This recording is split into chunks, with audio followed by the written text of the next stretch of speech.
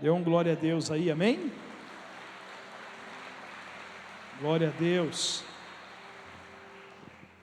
Livro do profeta Neemias, livro de Neemias, não é profeta, livro de Neemias. É que a minha mensagem que não carregou, estou focado aqui. Amém. Capítulo 1, do versículo 1 ao versículo 4, e depois nós vamos ler outros textos, e eu creio que Deus vai falar ao seu coração, amém, queridos?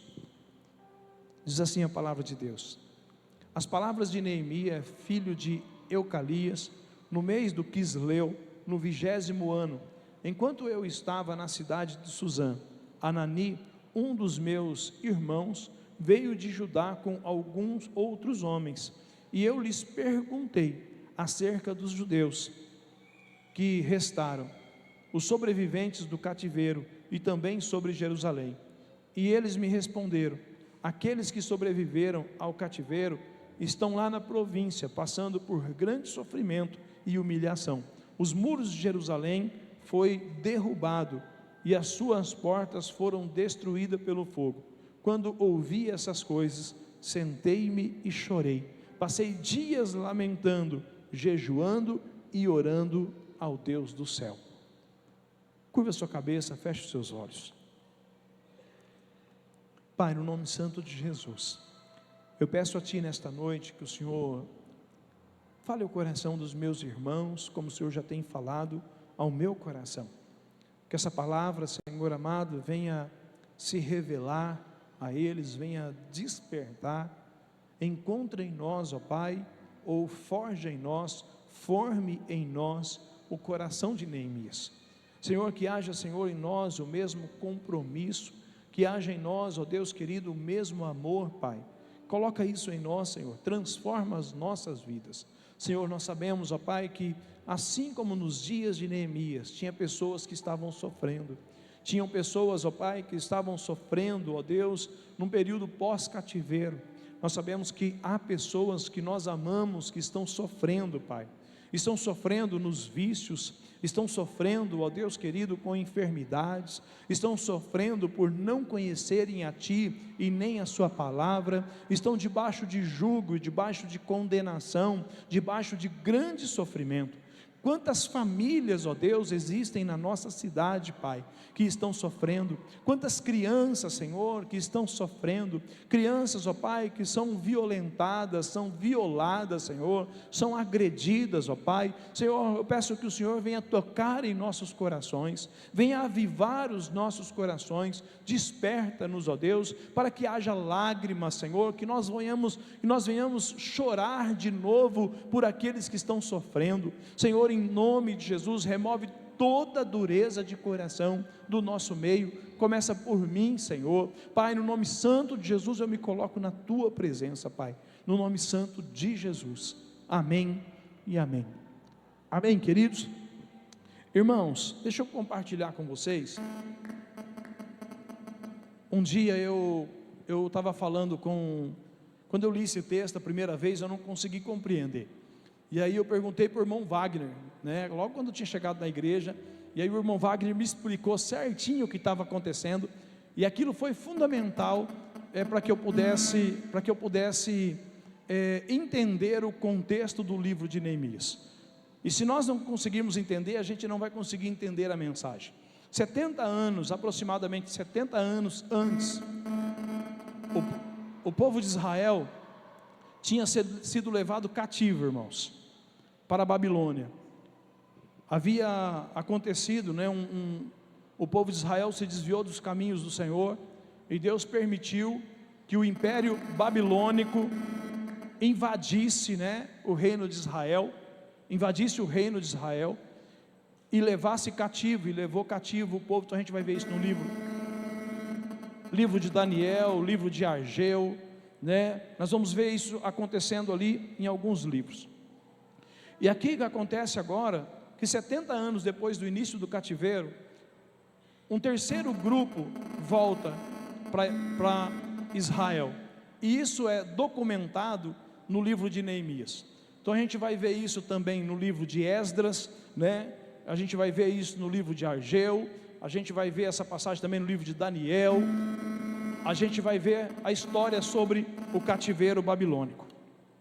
Mas aí diz a palavra de Deus que Neemias, né, versículo 1 diz assim: a palavra de Neemias, filho de Ocalias, no mês de Quisleu, 20º ano, enquanto eu estava na cidade de Suzã.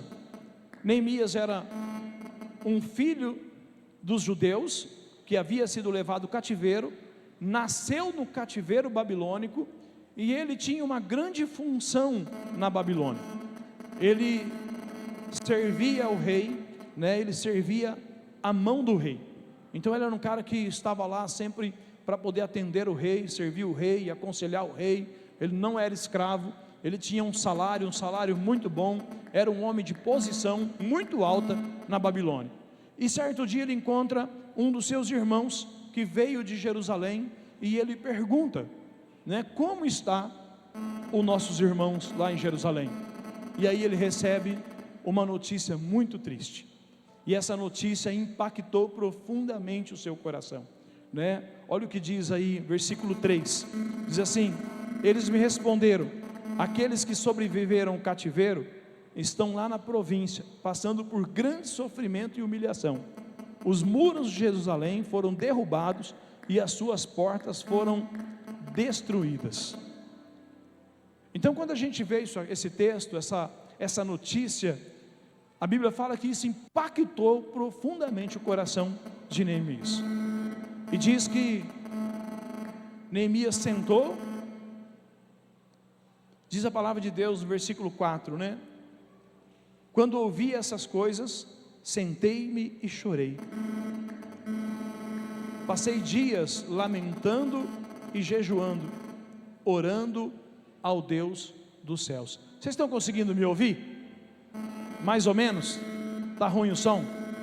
Tá bom, obrigado, filho. Não é um problema no som, não. Eu pedi para eles fazerem isso. Quantos se sentiram incomodados com esse ruído? Sabe por que eu pedi para ele colocar esse ruído? Porque algumas coisas quebram o nosso conforto. E infelizmente nós estamos nos tornando pessoas que só nos incomodamos com aquilo que tira o nosso conforto.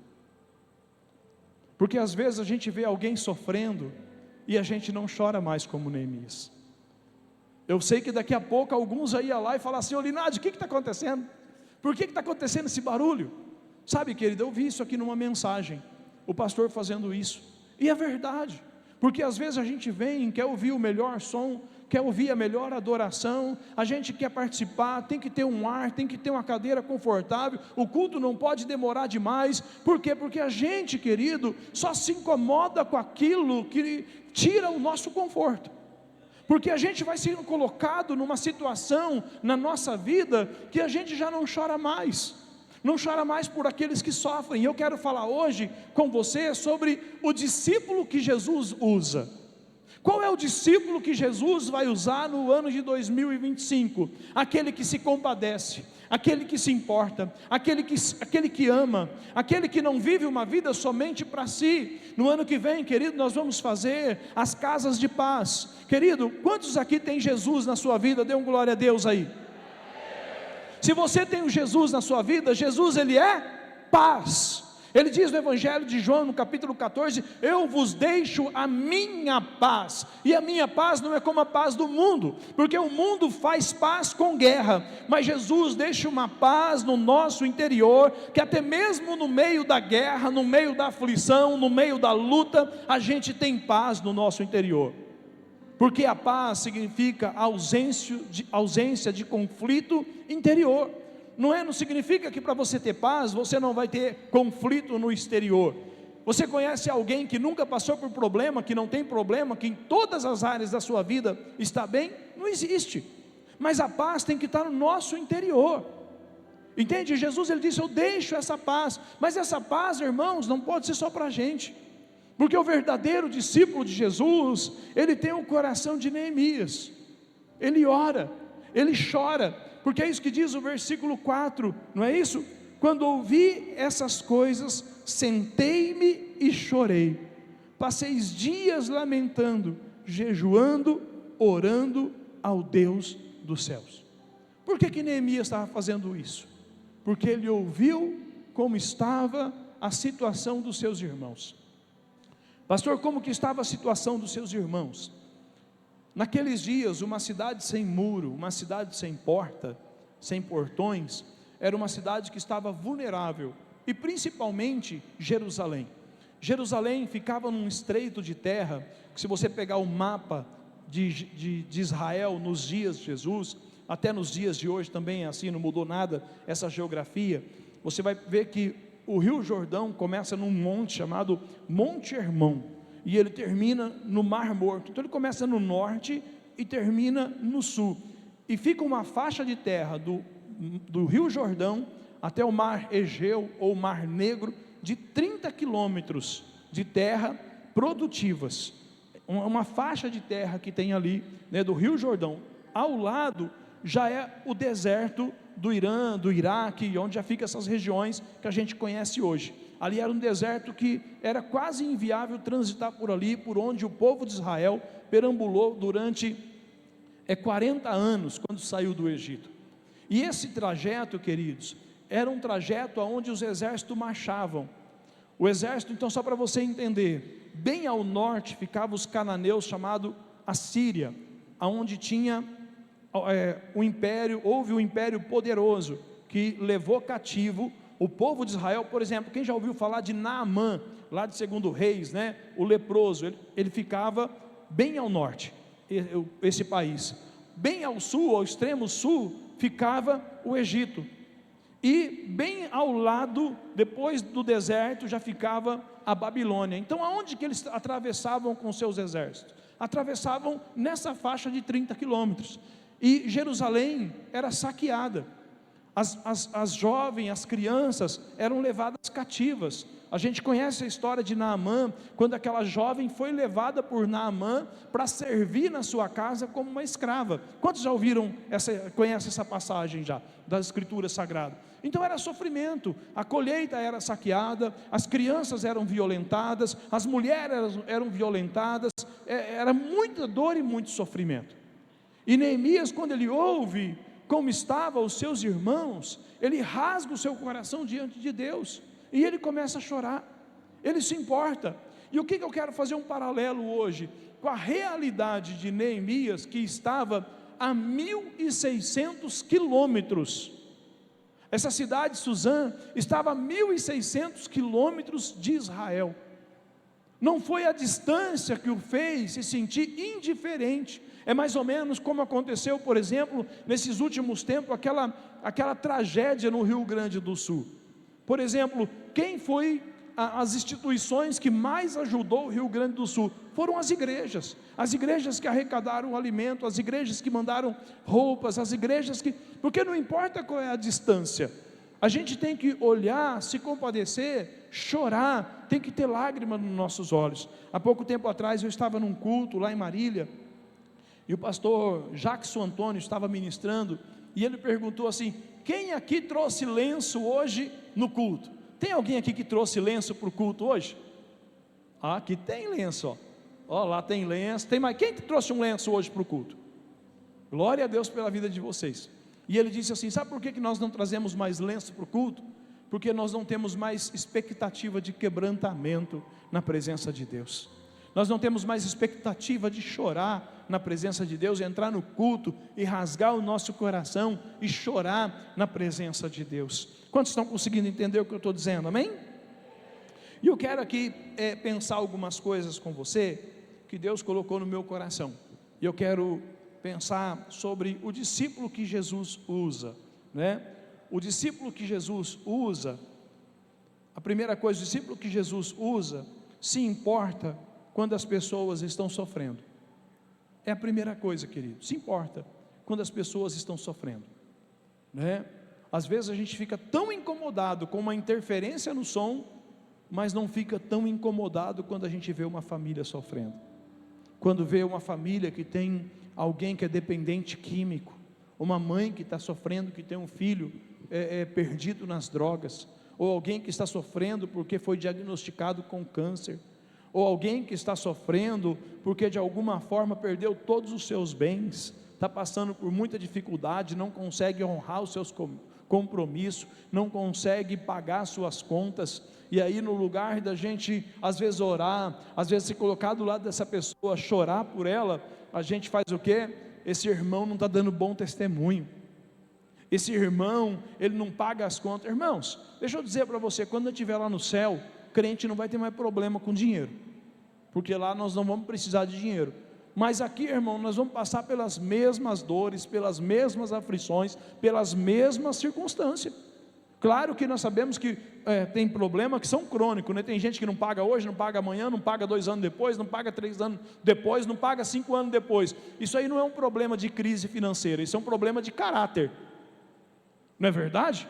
Quem tem um problema, que vive uma vida assim, sem pagar os outros, é um problema de caráter, não teve um encontro com Jesus, não é um discípulo de Jesus. Mas o discípulo verdadeiro de Jesus é aquele que, quando encontra alguém que está passando por alguma crise, por alguma dificuldade, não empresta dinheiro a juro. Se tem, abençoa. Se tem, oferta na vida daquela pessoa, abençoa a vida daquela pessoa, para que ela seja abençoada. Então o versículo 4, que nós já lemos 2 vezes, diz, né, quando ele ouviu essas coisas, ele sentou, chorou e lamentou. Eu quero perguntar para você, você como um cristão, você tem chorado por alguém? Você se importa com alguém? Porque a palavra de Deus diz no Evangelho de Mateus, capítulo 9, versículo 35, coloca para mim, fazendo um favor. Porque eu me identifico muito com esse livro de Neemias, quando eu olho para Jesus. Olha o que diz a palavra: Jesus percorria todas as cidades e todos os povoados, ensinando na sinagoga, pregando o evangelho do reino e curando todas as enfermidades e doenças. Então volta para mim, fazendo um favor. Isso, Jesus percorria todas as cidades. A Bíblia não está falando que ele percorreu algumas cidades, ele passou em todas as cidades de Israel. E ele, quando ficou sabendo que lá em Canaã, que era um país vizinho, tinha uma mulher que estava sofrendo com uma filha endemoniada, a passagem da mulher cananeia, Jesus vai até lá, porque Jesus se importava, não importa a distância. Quando Jesus ficou sabendo que lá num outro país, onde havia Decápolis, que eram cidades gregas, tinha uma cidade chamada Gadara, Jesus sabia que lá tinha um homem que estava possesso por muitos demônios. E o que Jesus faz, irmãos? Ele entra no barco, chama os seus discípulos, ele atravessa o mar e enfrenta uma grande tempestade. Vocês conhecem essa passagem? E quando ele chega lá, ele cura esse homem, ele liberta esse homem, porque ele se importava. Agora aqui nós sabemos que, embora Neemias ele era um servo do rei, ele tinha que se submeter totalmente ao rei. Então não cabia ele fazer outra coisa a não ser chorar e orar e jejuar. Quais são as armas mais poderosas do crente? Quais são as armas mais poderosas na vida cristã, irmãos? A oração e o jejum. Diz bem forte: as armas mais poderosas do discípulo de Jesus é a oração e o jejum. Olha aqui para mim agora. Quando você não tem o que fazer, sabe o que você pode fazer? Orar e jejuar. Ora e jejua, clame pela vida daquele que está sofrendo, faça um jejum, se coloca diante de Deus, fala: Deus, eu me coloco na brecha, diante do Senhor por essa pessoa. Quando eu olho para essa palavra aqui, Neemias, aquilo que ele podia fazer, ele fez, ele se colocou diante do Senhor. O discípulo que Deus usa, alinha o coração, alinha o seu coração com o coração de Deus na oração. Qual é a vontade de Deus, irmãos? A Bíblia diz o que no Evangelho de João, capítulo 3, versículo 16: porque Deus amou o mundo de tal maneira, que deu o seu Filho unigênito, para que todo aquele que nele crê, não sofra, mas tenha a vida eterna. Versículo 17, continuando, diz assim: Deus não enviou seu Filho ao mundo para condenar o mundo, mas Deus enviou o seu Filho ao mundo para que o mundo fosse salvo por meio dele. A vontade de Deus é que todos conheçam o seu amor. A vontade de Satanás é que as pessoas não saibam o quanto Jesus as ama. E é por isso que nós não podemos nos calar, é por isso que nós temos que falar, por isso que nós temos que alinhar o nosso coração com o coração de Deus. E quando a gente pensa sobre alinhar o nosso coração com o coração de Deus na oração, queridos, aí vem o nosso coração, a pessoa de Ana. Ana era uma mulher estéril, era uma mulher que não podia ter filho, e o seu esposo tinha outra mulher também, que se chamava, como que era o nome dela? Penina. E Penina ficava zombando dela, porque ela não podia ter filho.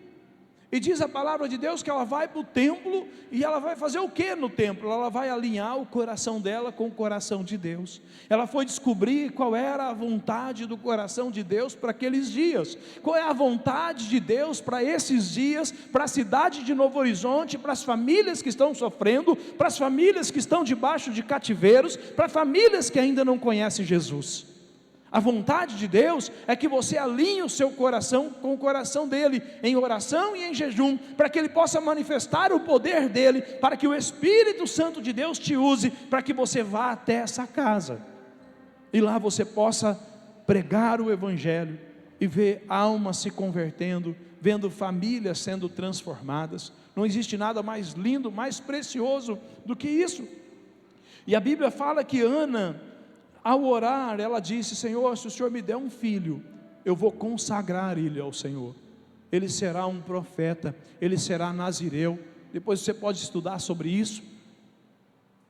E quando ela sai dali, irmãos, ela sai grávida espiritualmente.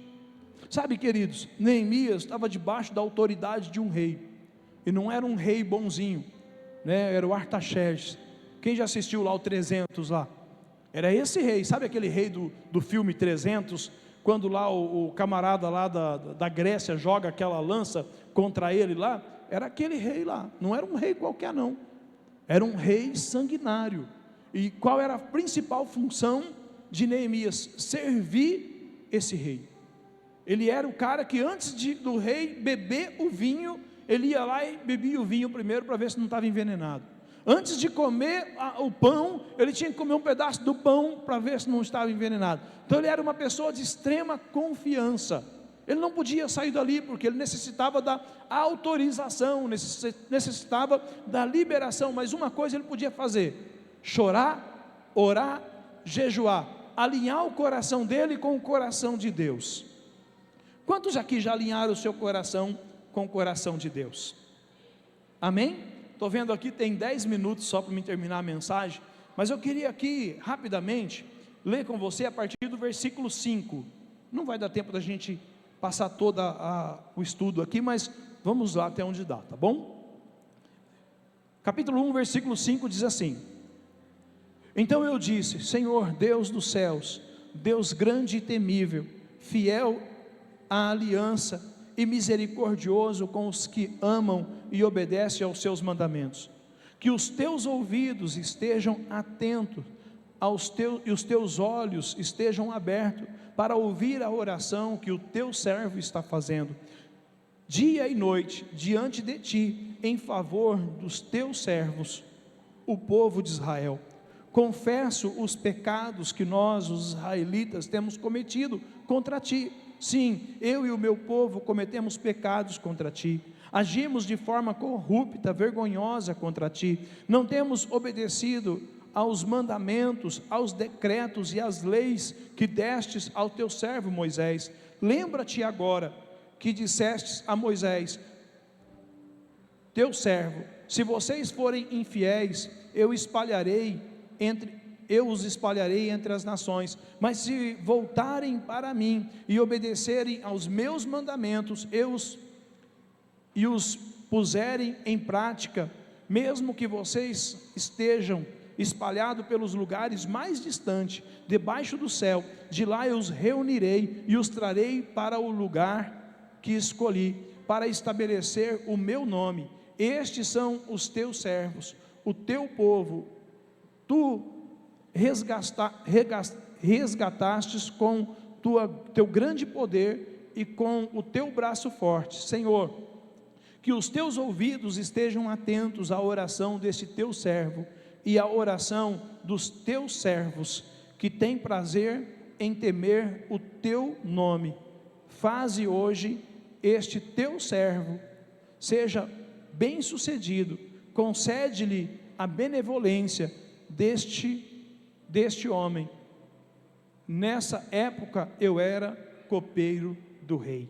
Termina aí o capítulo. Neemias, eu quero aqui passar para você rapidamente. Nessa oração, ele cria uma estrutura para orar. E é muito importante, quando a gente vai entrar na presença de Deus, ele ora da seguinte forma, né?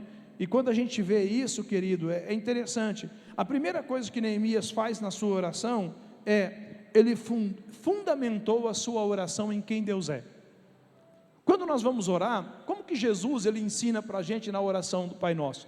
Pai nosso que estais no céu, santificado seja o vosso nome. Nós não podemos entrar na presença de Deus de qualquer jeito. Então no versículo 5 ele diz assim: então eu disse, Senhor Deus dos céus, grande e temível, fiel à aliança e misericordioso com os que o amam e obedecem aos seus mandamentos. Então quando você vai orar, querido, entra na presença de Deus. Eu estou ensinando aqui, é importante isso.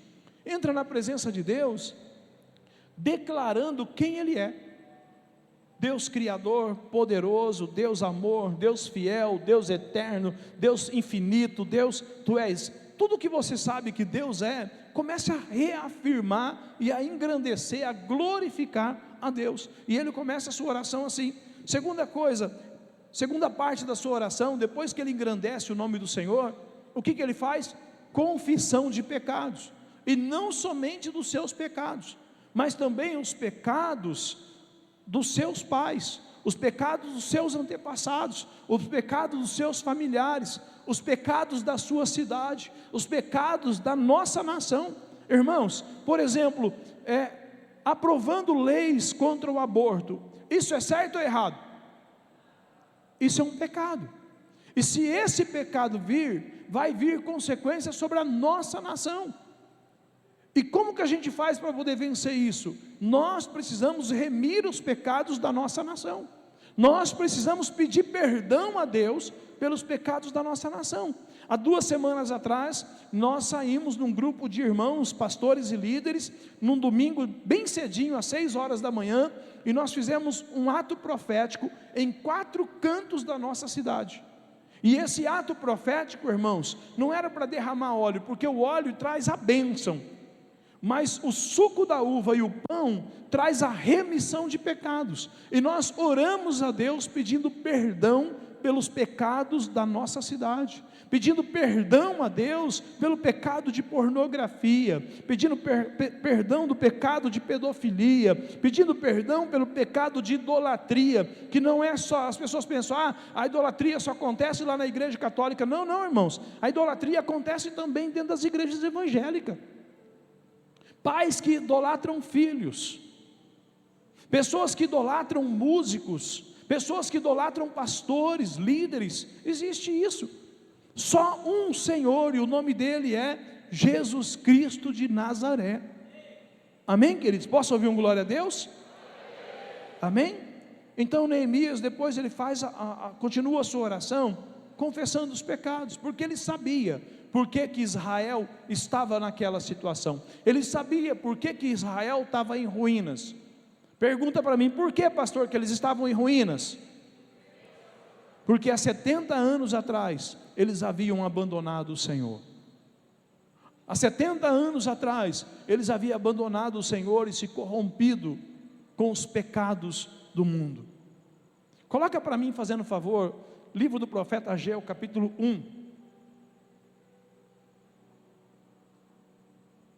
Isso, no segundo ano do reinado de Dario, no 6º mês do 1º dia do mês, a palavra do Senhor veio por meio do profeta Ageu a Zorobabel, filho de Saltiel, governador de Judá, e a Jesué, filho de Josadaque, o sumo sacerdote, dizendo: assim diz o Senhor dos exércitos, este povo afirma ainda, não chegou o tempo de reconstruir a casa do Senhor. Por isso, a palavra do Senhor veio novamente por meio do profeta Ageu. Acaso é tempo de vocês morarem em casas de fino acabamento, enquanto esta casa continua destruída? Agora, assim diz o Senhor dos exércitos: vejam aonde os seus caminhos os levaram. Por que esse texto está dizendo isso? Depois vai vir o versículo 6, coloca o versículo 6. Vocês têm plantado muito, mas colhido pouco. Vocês comem, mas não se fartam. Bebem, mas não se satisfazem. Vestem-se, mas não se aquecem. Aquele que recebe o salário, recebe para colocá-lo em uma bolsa furada. Assim diz o Senhor dos exércitos: vejam aonde os seus caminhos os levaram. Então o versículo 5 e o versículo 7 são iguais. Por que são iguais? Porque Deus está falando: lá atrás, antes de vocês irem para o cativeiro, vocês me abandonaram, e hoje vocês voltaram para a terra, mas no lugar de vocês colocar eu em primeiro lugar, vocês estão mais preocupados com as coisas de vocês. Vocês moram em casa de fino acabamento, enquanto a minha casa, o templo do Senhor, estava em ruínas. Então eles priorizavam mais as suas próprias coisas do que as coisas de Deus. Mas Deus fala o quê? Olha aonde isso levou vocês, olha aonde esse pecado de vocês levou vocês. Querido, deixa eu dizer para você, o pecado, ele foi vencido por Cristo Jesus na cruz, não para você viver no pecado, não para você continuar praticando o pecado. Neemias entendia que só tinha uma forma deles conseguirem reconstruir Jerusalém: se rendendo aos pés do Senhor e pedindo perdão. Porque, querido, quando o pecado entra, Deus sai. Quantos relacionamentos, quantos namoros começam bem, começam na presença de Deus, começam em santidade, mas depois perde a santidade, entra o sexo fora do casamento é pecado. Deus sai, Deus não permanece aonde tem pecado, e Satanás sabe disso, irmãos. E quando Deus sai, o que nós nos tornamos? Escravos do diabo. Neemias sabia que precisava orar pedindo perdão. Neemias compromete, Neemias ele entende, querido, que na oração dele ele precisava assumir um compromisso com Deus para ser a solução. Deixa eu dizer para você, você conhece alguém que sofre? Você precisa orar, você precisa jejuar, mas você precisa dizer para Deus: Deus, eis-me aqui para ser um instrumento nas tuas mãos, para servir aquela pessoa. Eis-me aqui, Senhor, o Senhor me entregou o Evangelho, para que assim como, irmãos, deixa eu pedir aqui para você, eu acredito que todos nós que estamos aqui, um dia alguém falou do amor de Jesus para nós. Se alguém um dia falou do amor de Jesus para você, dê um sinal com a sua mão. Glória a Deus, aleluia, né? O pastor Marcitanino, né?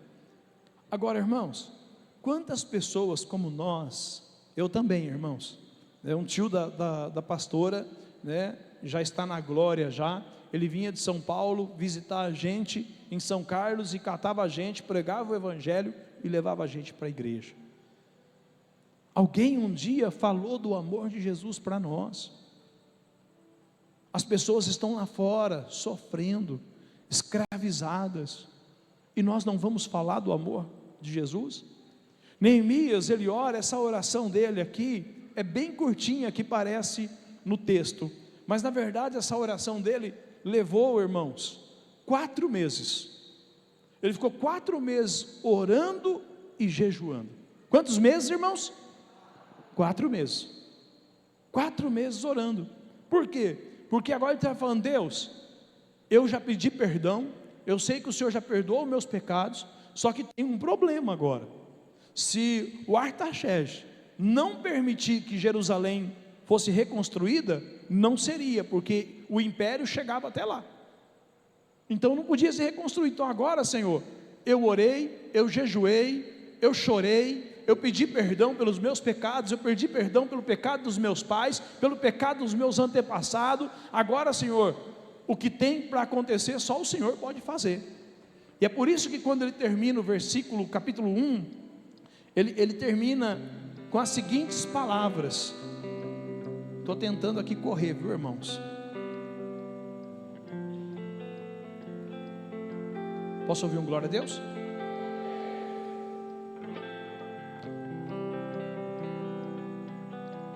Versículo 11 diz assim: Senhor, que os teus ouvidos estejam atentos à oração desse teu servo e à oração dos teus servos, que tem prazer em temer o teu nome. Faz que hoje este teu servo, eu, seja bem sucedido. Bem sucedido no que, irmãos?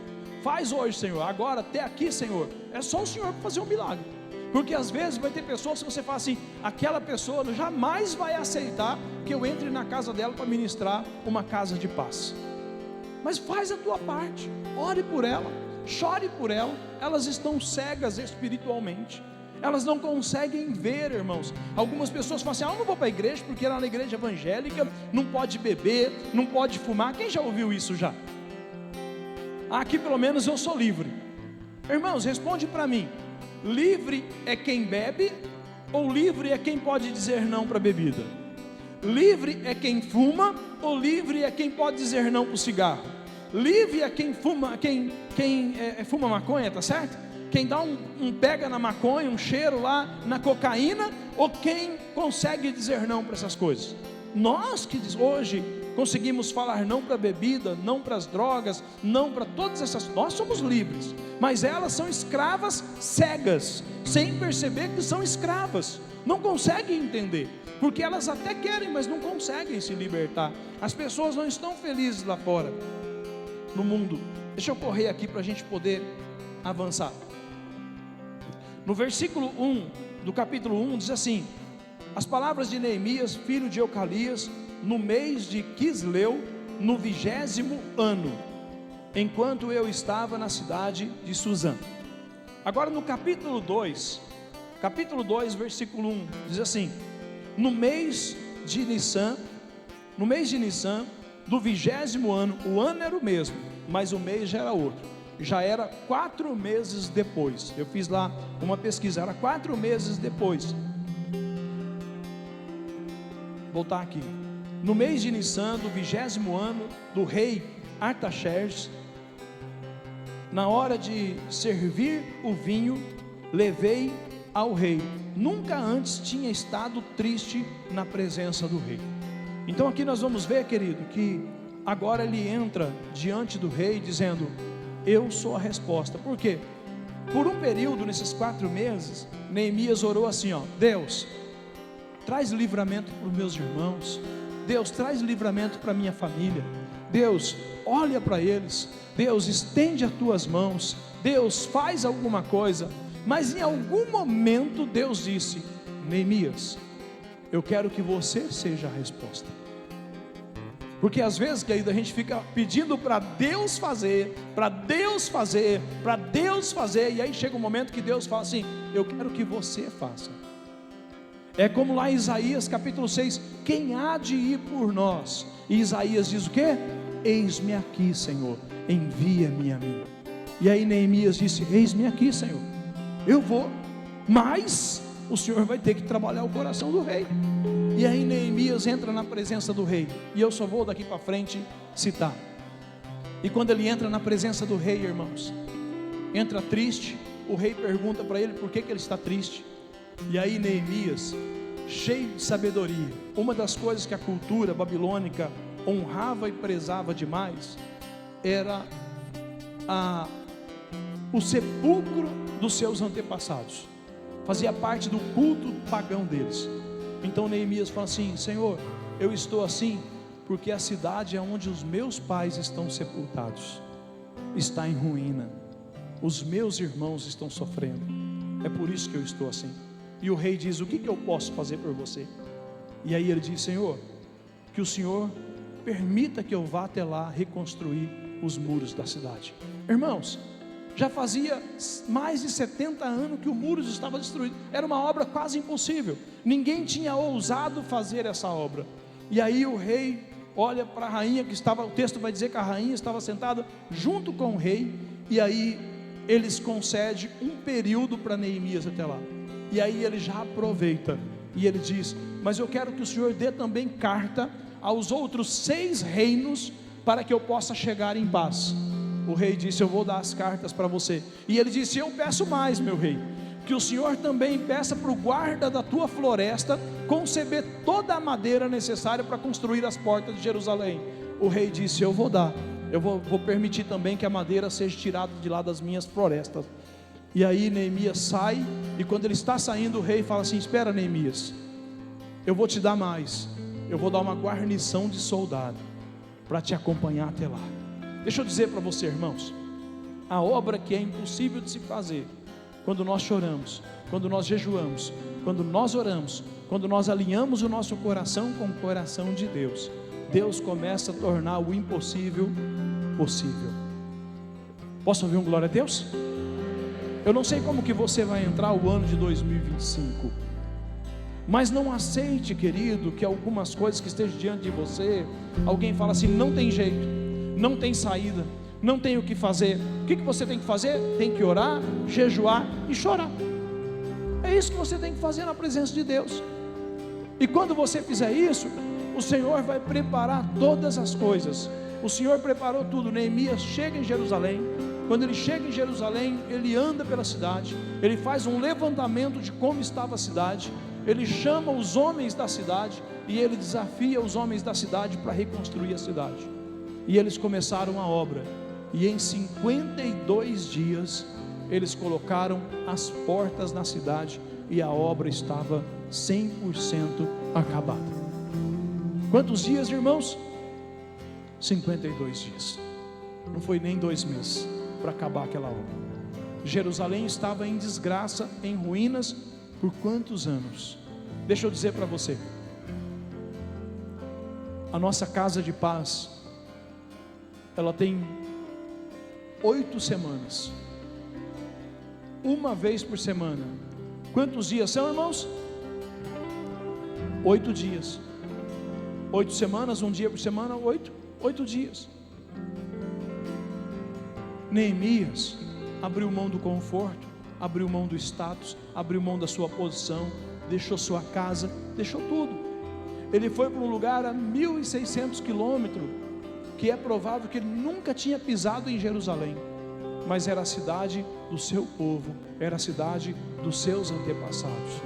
Irmãos, anda pelas ruas da cidade, anda nas madrugadas por Novo Horizonte.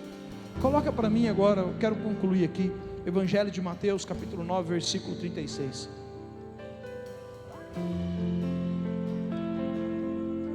Ao ver as multidões, teve compaixão delas, porque estavam aflitas, desamparadas, como ovelhas sem pastor. Quem que está dizendo essas palavras? Jesus. Ele percorria todas as cidades e aldeias, curando todo tipo de enfermo, expulsando todo tipo de espírito maligno. Mas quando ele vê as multidões, ele olha para as multidões e ele tem compaixão. Por isso, querido, que eu vejo que o coração de Neemias estava muito próximo do coração de Jesus. Com que você tem se preocupado, se importado nesses últimos dias? Próximo versículo. Então disse aos seus discípulos: a colheita é grande, mas os trabalhadores são poucos. A colheita é grande, mas os trabalhadores são poucos. Pode passar o próximo. Peçam, portanto, ao Senhor da colheita que envie trabalhadores para a sua colheita. Vamos orar e pedir para Deus. Se Deus pedir para você visitar uma família 8 vezes, levar uma palavra: pastor, eu não sei pregar, eu não sei nem o que falar. Eu quero só dizer para você, irmãos, quando Davi desceu naquele vale, ele sabia lutar? Sim ou não? Não. Ele sabia pegar numa espada? Sim ou não? Ele sabia usar uma armadura? Sim ou não? Mas ele se colocou aonde Deus queria que ele estivesse. O discípulo que Deus usa é aquele que fala: Senhor, eis-me aqui, eu vou até lá, Senhor, eu vou pegar o material, eu vou abrir, eu vou ler. E deixa eu dizer para você, quando você começa a fazer isso, o Espírito Santo de Deus começa a agir. Quando você entra naquela casa, quando você chegar lá e colocar os pés dentro daquela casa, o Espírito Santo de Deus vai se manifestar lá. Amém, queridos? Posso ouvir um glória a Deus? Ah, não, pastor, mas é demais para mim. É demais para mim. Porque às vezes nós parece que estamos anestesiados. Eu ministrei alguns dias que 2025 para nós vai ser o ano da intensidade. Nós vamos tirar essas placas aqui. 2025 vai ser o ano da intensidade. Mas a intensidade que nós não vamos fluir na força do homem, nós vamos fluir na força e no poder do Espírito Santo de Deus. Na força e no poder do Espírito Santo de Deus.